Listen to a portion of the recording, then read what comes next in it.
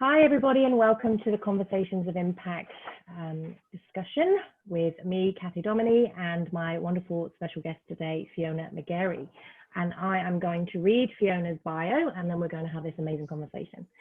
So, Fiona, with a significant career as a professional stand-up comedian spanning over 3,200 shows to over 250,000 people, and creator of the hugely successful stand-up comedy course, Fiona now has a passion to use her experience and understanding of humour to bring about positive change in people's lives and businesses. In Fiona's words, after working with humour for over 20 years as a professional stand-up comedian, I was fascinated by unpacking the science behind it, what it is, how it works, and how we can better understand it to use its power in our lives. We talk about our sense of humour all the time. Everyone is different. Some people have good or bad ones, and some people seem to have none at all. Or life has beaten them down so much that they seem to have lost it. But we really don't understand it, and it's not something we're ever taught about, how to use it effectively, how to develop it, and how crucial it can be in creating happiness in our lives, or dealing with stress, fear, grief, depression, or any number of the challenges we can face on a daily basis. It wasn't until I had to deal with my own personal challenges and came face to face with grief that I was really able to understand and examine how powerful humour was in helping me process and move through what was an extremely difficult time in my life. Fiona's obsession with understanding this mysterious force, along with her desire to help others harness the amazing power of humour in their lives, led her to develop her Change with Humour course and become a sought-after personal and professional development speaker on the topic of humour and change in our personal and professional lives. Fiona's performances have been part of the Melbourne International Comedy Festival, Adelaide Fringe Festival, Woodford Folk Festival, and the Sydney Comedy Festival. Having headlined many major comedy events around the country and shared the stage with the likes of Tom Gleeson, Adam Hills, Kitty Flanagan, Dave Hughes, Charlie Pickering, and many, many more, Fiona is a hilarious, engaging, and unforgettable keynote speaker. She is currently based in Queensland, Australia, but travels frequently with her work. And my wonderful friend is here. She's carved time out of her day for me. I'm very, very pleased and grateful for. Hello, Fiona. Good afternoon to you. Hello. And you need to behave because we're being professional now. We are being professional. So we're being professional. So you have developed this wonderful lens of humour and have been helping people to deal with really heavy, difficult, challenging stuff in their lives. So can you take us through that journey? So it started out of when you just read that in end of 2014, I had a very long chunk of life that was just hard, horrible. Grief, distress, and you know, kind of that bring you to your knees time in life that we all go through. And I do think we all have times that are, you know, just, oh, this is unbearable. And there was a moment where I was sort of out on the back deck and I was, you know, having a bit of a laugh about something, like I just allowed myself to kind of, my humour just gave me, like, you know, 5 minutes of rest time from the stress of my existence, right? And I was so amazed, I could really feel the ease in my body. And I was like, oh, I just looked up at the heavens. I was like, thank God I have this. And I just went, oh my God, I'm so grateful that I do have a healthy and robust sense of humour, even though it hadn't been in full flight in those months. But I had it. And just in that moment, it gave me this, like, oh, thank God, this gap, this like lightness came through, right? And I thought, God, I wonder if I could teach this. How can I unpack this? How did I get this to be able to share it, right? At that stage, I'd already been doing comedy for about 15 years. And I'd already been running my stand-up comedy course for probably 5 or 6. But the healing with humour, which this idea kind of was, and the grow with humour came about from that moment. And then I kind of started doing my own inquiry into humour, and I went, like, it's such a surprising time, because I actually went, Wow, I've been doing comedy for 15 years and I've really only just got what our sense of humour is really for. And everything changed. Yeah, yeah. Everything changed. I went, oh, this is like a freaking superpower. Yeah. This is like our amazing safety net that is meant to accompany us daily through life, to hold us through all the stress, through all the grief, through all the hardship. And I just completely did a whole 180 on what I was doing with it and how I use it myself. I kind of went, oh wow, how did I do 15 years of comedy and have no idea? what happened there? Yeah.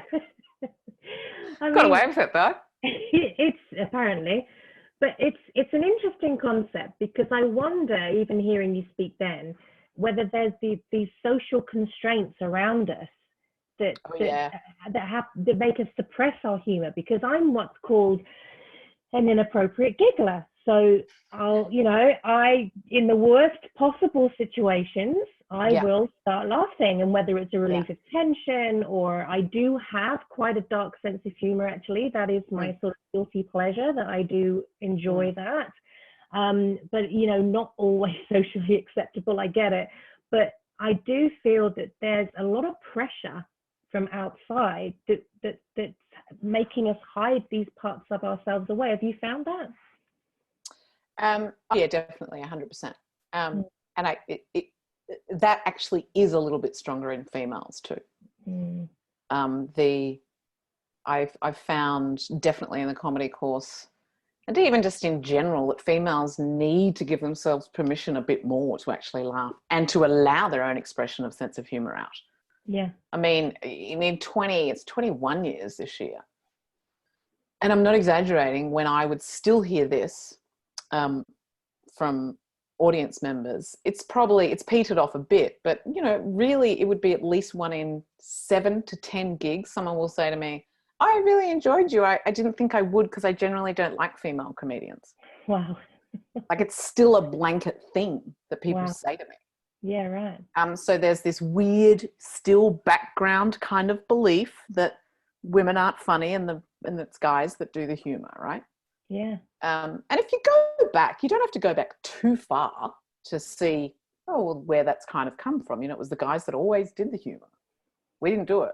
Even when I started, I was the only female in Brisbane doing it. Yeah. And let's face it, changed. It's the men predominantly were the ones that spoke, regardless of what the content of that that speech was. It was the men predominantly doing that. But yeah, I get it, and I do really relate to what you said earlier about having that relief, because as you know, I lost my dad last year, and that was a really heavy time for me, and we've spoken about that privately. But one of the things that happened just before he passed was I sent him this big body pillow, because he was bedridden at that point, and he was in a lot of pain, and it was really, I was heartbroken, like I was so close to my dad. And I sent him this body pillow. I got off the phone. It was for Christmas, but I got off the phone and I phoned the neighbors where I'd sent it to as a surprise. And I said, look, you may as well have the benefit of it. Don't wait for Christmas. Please give it to him now. I really need him to be comfortable. I can't be with him because of the geography. I need him comfortable. And anyway, I gave him this. I was tears. I was devastated. I thought he's not going to be here much longer. And then my mum sent this photograph of this body pillow stuck under my dad's head, and he's looking the most miserable I've ever seen him in my life. And I absolutely wet myself laughing. Like, the children watched me go from sobbing to hysterical laughter. And as you say, it was such a relief. And I didn't feel guilt, because that was my dad's sense of humor as well. So I didn't feel any guilt with it, but it was a real relief from those oppressive emotions at that time. The look, it's I think, and of course it's a very personal opinion with everyone, is that our sense of humor is knocked out of us a bit at school through education, right? Because you've got to sit down and be quiet, and I certainly experienced that. And of my ilk, of course, I was schooled by the Brigidine nuns of no fun. Like they would just, there was no laughter. Nah, not allowed. Stop No. it. No joy here, please. No, we won't have any of that. Thank you. No. And so there's generations where it wasn't allowed. And it's such an important time, schooling, right? Where you're developing the skills that we need. And, to me, it should be developed in there. You have to learn to use it, responsibly. But yeah, from a very young, from a young age in school, you're told, no, stop that. Stop, like literally stop laughing. Yeah. Stop having fun. And when you're told that so much, that, that has an imprint. Yeah, that's a really interesting point, actually. I hadn't thought of it through that lens.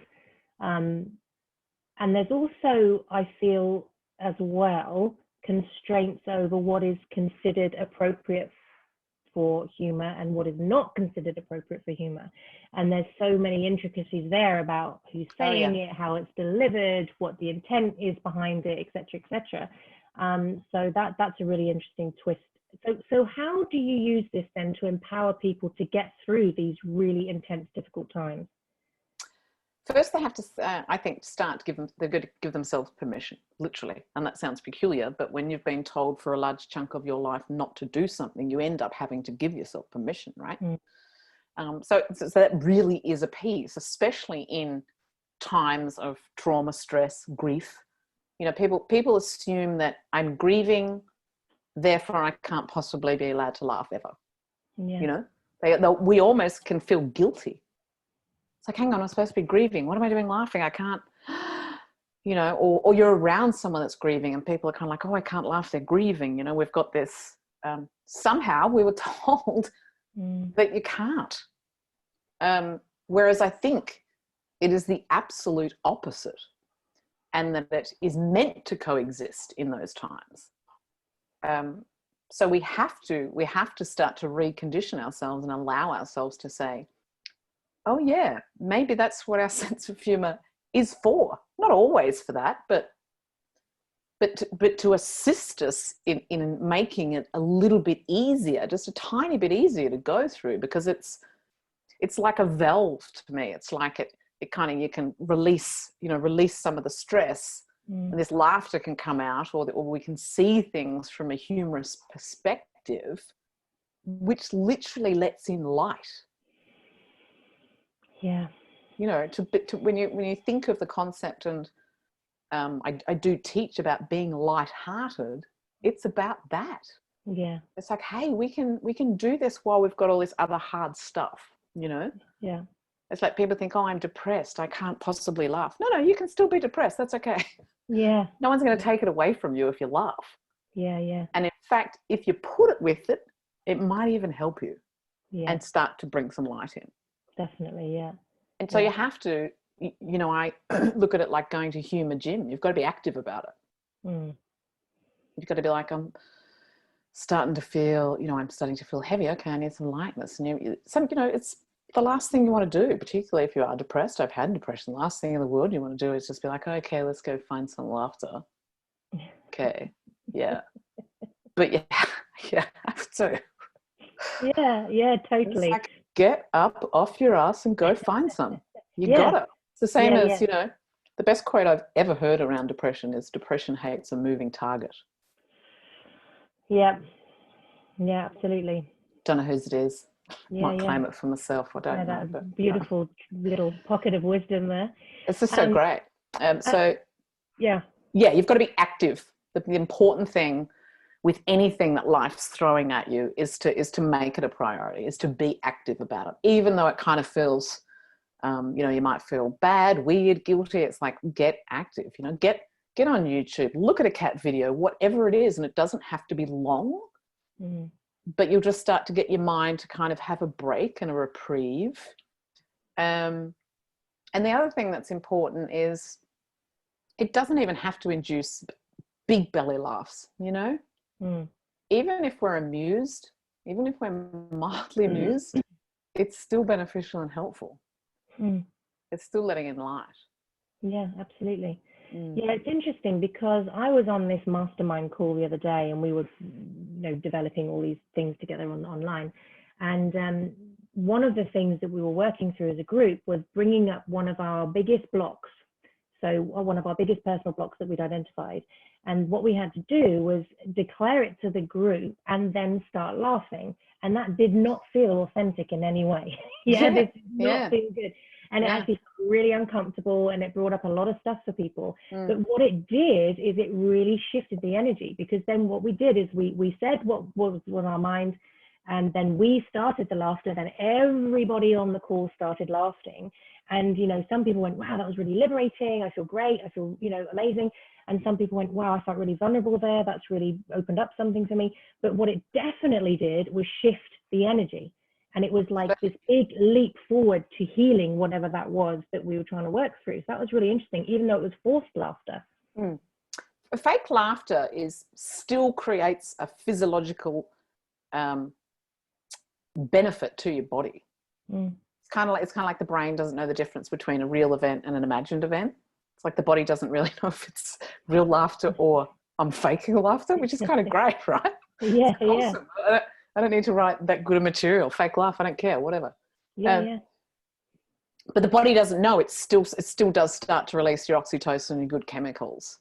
And then, weirdly, it can become contagious. That's what blows me away. Is you can do a fake laugh with a couple of people. It's like laughter yoga. Yeah. They're not. Yeah. There's no material. Everyone's just ha ha ha ha. But, and before you know it, people are gone. I remember we used to do it as kids. I do remember that. We'd start doing a little fake laugh, and then before you knew it, we were just like, we've lost it. Yeah, but you must have been in the thing, and I'm terrible for this, or I'm wonderful for this, whichever way you want to look at it. But like, I was trying to tell my kids something the other day, and I was just found myself so hysterically funny that I'm like crying. I can't, there's mascara all over my face. I'm wheezing at this point, and they're all sort of stood around me watching, and I'm trying to tell you this thing, and every time I try and say it, I start laughing even more, and then everybody's crying, laughing, and they don't even know what it is that I have to tell them. Yeah, so great. Yeah, and it's great. That's a beautiful and frustrating feeling for the audience. So don't try that in your stand-up. Yeah, it's really annoying. Yeah. So laughter and humor kind of weirdly, as much as they're best friends, they also can exist separate of each other. Yeah. So this laughter, the physical mechanism of it, can exist without, someone having to go, okay, now make you laugh. You can do that practice, which that's good for your stomach muscles. Yeah. Do it. And is there a perspective on this where it's sort of encouraging us also not to take life so seriously? I believe that is 100% why we have a sense of humor. Yeah. So I call it our seventh sense. I think it comes after our intuition. I don't think it's any mistake that we have it. I think everybody has it. Some may be a bit more enhanced, a bit bigger, a bit bolder than some others. I look at it along the lines of anyone can pick up a guitar and play a couple of chords if someone shows them how, but some people are just naturally super great at it, but everybody has it, and unfortunately life will happen to people and theirs will just get buried and pushed down or told not to do it, or they've gone to, they've attempted it a couple of times to connect with people, hasn't gone well, and then they've freaked out and thought, I'm never going to do that again. I'm never going to try to make people laugh or share laughter but it's really conditioning. Like the language and concepts we have around it are what I think very incorrect. I think this is what blows me away, right? Kids laugh before they can talk. For months and months and months. How? Yeah. At what? What's happening? Yeah. How is this joyful laughter coming? They don't understand what you're saying. Yeah. They're just like in this joyous, Yeah. And that's to me is where it comes from. I think, I think true humor comes from our heart, not from our head. It's not the language I think it is I think we sense something, i.e. the sense of humor, right? So that's why I'm like, what's that kid up to? What are you vibing, Yeah. I think they're picking up on lots of energetic stuff, but, that to me is just profound. You laugh before you talk. You laugh before you learn language. I'd never actually You thought have of that. humor. Yeah, it's amazing, right? Yeah, Once you kind of think about it, you can't stop thinking about it for a while. You're like, oh my God, why? How? Yeah. So yeah, I think that's people's, one of the main misconceptions is, oh, I don't have a great sense of humor because I don't make people laugh, right? And that's so wrong. Yeah. It's got nothing to do with whether or not you make people laugh. It's how are you seeing the world? Let's choose, can I see some more humor? And once you start actively and make a conscious choice, I'm going to have a humor mindset as well as a positive mindset and a kind one, a loving one, boom, life changes like that. Yeah. I really agree with that. And that's how I parent. So I'm really strict as a parent, but like if they've made a mistake, I'll immediately take the mickey out of it. Yeah. Or if someone's crying, like my daughter once was crying, my oldest, and I came into the room and I immediately started giving her all the ridiculous reasons why she was crying. And so I sort of broke the tension. And I'm very much, my default is humor. So I think I use humor to deflect situations sometimes. I use humor to try and heal situations. So I'm very much sort of a closeted humor person. And the comedians that I love are my guilty pleasure because they're joking about the most awful things. You know, and I'm, laughing, going, this is really bad that I'm laughing, but I can't help but laugh, sort of thing. And I think, those, it's so subjective and it's so personal as well. You know, you can find somebody particularly fantastic and someone comes and says, I can't access that at all in any way. So it's really a personal experience. Yeah. Yeah. So if someone listening to this is going through a particularly tricky time, which times of late have exposed lots of difficult, challenging emotions and energies and all the rest of it. So if someone's sort of really feeling in that funk at the moment, are there some sort of easy ways they can access this magical part of themselves to try and bring in that light that you were talking about? I'd start with sort of looking at their initial network. You know, most people know someone that you can hang out with and you'll always have a laugh. Generally, most people have one of those people somewhere. Yeah. Whether it's work, family. So I'd get in contact with them. Probably before that piece is remembering that, okay, I'm taking action to make a choice, to get deliberate about going to seek some humor and laughter. Yeah. And I know this person, when we hang, we generally have a laugh. Not to put a huge expectation on, but you've been active. You're being active about the choice of, okay, I'm going to step towards, go and see if I can find some and step out of the funk, right? So I'd start with your network. I'd start with your peeps that you know. Then I'd go through your mind. You know, I'd write a list of like, what are all the comedies that I loved in my life? I'd write a list. What are all the movies I've loved? What are the shows I've loved that I used to laugh at? What are the comedians I like even? So I'd get active about that. And before doing any of it, you know, there is that permission piece of like, it's okay for me to laugh now. I'm allowed to. Life is stressful. This has happened. It's okay. I don't need to be wrong for laughing. And remembering that you don't have to burst out loud. Like, it's okay if you're just kind of like, oh, I'm kind of amused, you know. Like when you go to watch like one of your old favorite comedies from when you're 15, you watch it again, you're like, what? Yeah. What was I thinking? Yeah, this was phenomenal. What's happened? It's faded. Yeah, get it. And then kind of like lower your benchmark a bit, you know. Like we can get quite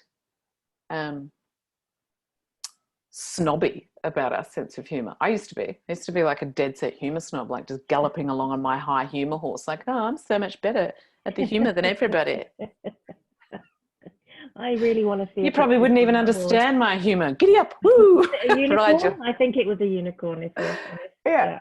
Yeah. So you kind of want to, you know, lower your benchmark, but it's important for someone that is in the funk to kind of go, I do have to be active about it. You have to be active. So I do those things, and then I'd get on YouTube. I mean, there's so much stuff. There is always something on YouTube, you know, you can go to, and it'll mildly amuse you, or burst out laughing. Yeah. And I kind of advise people to make what I call a humour hip flask and put it on your phone. It's like a little folder that's got like some of these funny things in it. And when you start getting funk, like I have a, stuff on my phone that I can open at any time, anywhere, and I just will automatically probably have a little chuckle at some of the stuff that's on there, right? Yeah. It's generally my friends being idiots, or me being an idiot. Yeah. Yeah. But yeah, I call it my humour hip flask. So you just crack it open, have a swig, think, yeah, good. Just have a little swig of lightness. Yeah. And then give yourself a break. Give yourself a break. We're very hard on ourselves as humans. It's remember you're a human being, or you're a human being. Like, we get so wound up in our seriousness that you do have to go, I've got to choose to give myself a little bit of a break here. And allow yourself to have a laugh at yourself too. What you're talking about here, when I'm listening to you, I'm hearing it's a choice. It is a choice. It's an absolute choice, and that's quite liberating, actually, and empowering. Yeah. It's a choice when you've kind of lost it, when it's got a bit smothered with other stuff. But it can quickly, I do put it together like going to gym, because you can go to gym and get, go from zero unfit to really quite quickly. A couple of months, your body can be like, boom. We're very powerful in our capacity to be able to change something, neural noggins, you can get those whipped up into something else really kind of quickly. And your sense of humor is the same. Like it's really much easier to access than we think, if we allow ourselves and give ourselves permission. And I think that's the key. Oh, it's the number one. Because anything that I want people to walk away with from any time I speak to anyone, it's give yourself permission to laugh more. Because if you do an inquiry, like I said, but earlier, you've been told everywhere, at work, by your parents, at school, by your next door neighbor, stop laughing. Like, so that's in there. You got to unpack that. For people to do an inquiry even on their own sense of humor. Some of people's sense of humor mightn't even be theirs. Like, get rid of it. It's like from Sarah in grade 10. I was like, get rid of it. Go find your own. Build your own. Absolutely. No, that's brilliant. Thank you, Fiona. That was really illuminating. And I really do feel that key message there is that choice and permission. Which is, and I think once people become aware of that, it becomes much easier. It's like so that's beautiful. That's right. Like it was you were mentioning about your dad passing. It's the same. Like that literally is what got my sister and I through. It's like having little moments, being able to laugh, like, oh, God, how's this? Why is he taking so long? Unbelievable. I know, but it's all part of life, isn't it? I know. And we need to be able to hold space for the whole experience. All of it. All of it. Probably something really important I would like children to get as a messaging is to use humor appropriately. Use it to be kind, not to be cruel. Absolutely. Like it's number one, because as much as it is your superpower, right, it's powerful. And you've got to use it correctly, and you never want to use it to make someone feel bad. No, absolutely. It's meant to rise everything up. And that's exactly it. I mean, I've seen humor used in both ways, and it is either used to drive people away, or it's magnetic. Like, people want to be around you because you're so uplifting in everything that you do. So that's a really, really crucial point, I think, for kids to take on board. Because it, two people can all sort of be trying to deliver the same messaging with their humor. One will be not great, and the other one magnificent and beautiful. And the difference is the intention. Definitely. Absolutely, the intention. It's never really the words that they're saying. It's like, what's the intention behind that? You know, there's that classic thing where someone will say something and then see that you're upset by what they've said, and then they'll go, oh, I was just joking. And you go, were you though?